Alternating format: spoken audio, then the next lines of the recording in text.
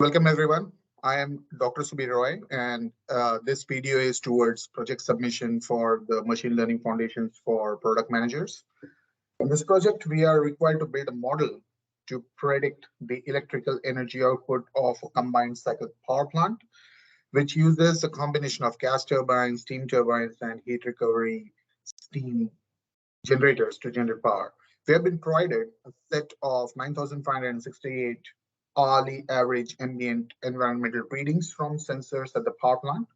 Each reading includes following variables: temperature denoted as T, ambient pressure denoted as AP, relative humidity denoted as RH, exhaust vacuum denoted as V, and net hourly electrical energy output, which is denoted as PE. We are trying to predict PE using one or more of the earlier variables. We will now discuss the methodology we used to solve this project. For this project, we identified that we need to use supervised machine learning approach using regression-based models.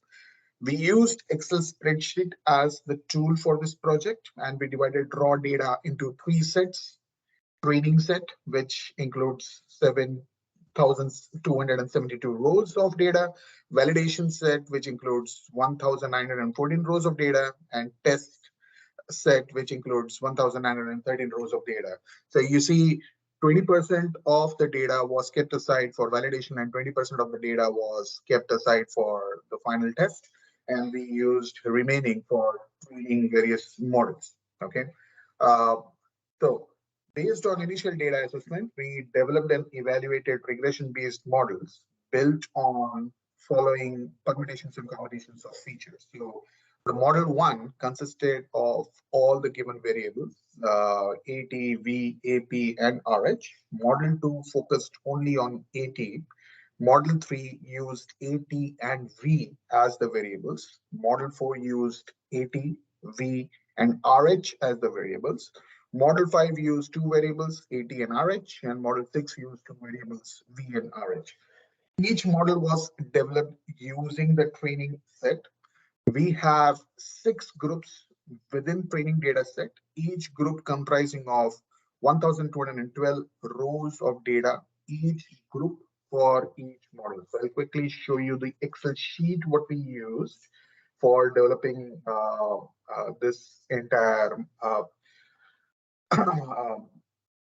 project. So here are the training data for the models that we developed, the regression models that we developed. And then we had we validated these models on this validation data set. So validation data set is common, all right? So model one was validated on this particular data set. Similarly, on the similar data set, model two was validated, okay?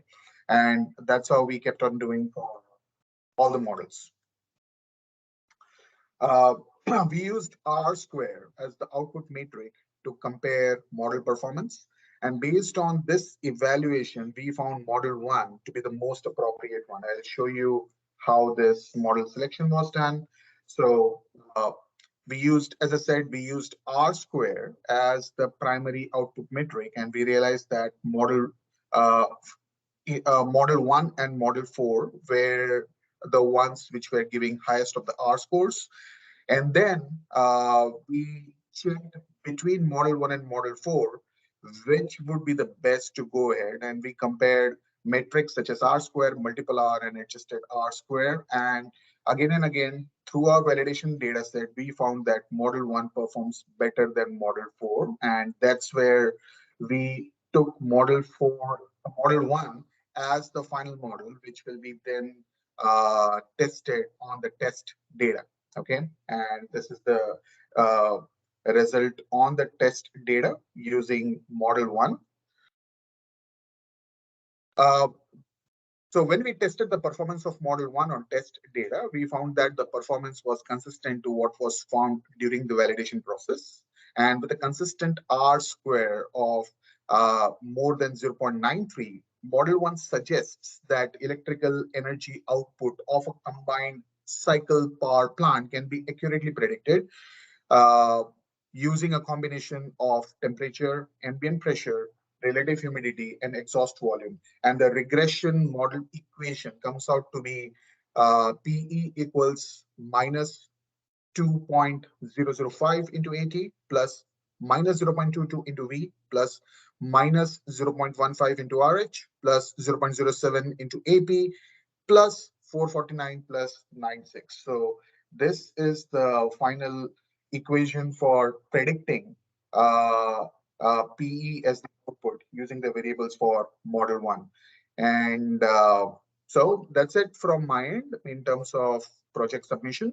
Um, I hope I was able to cover all the points required for this. Thank you.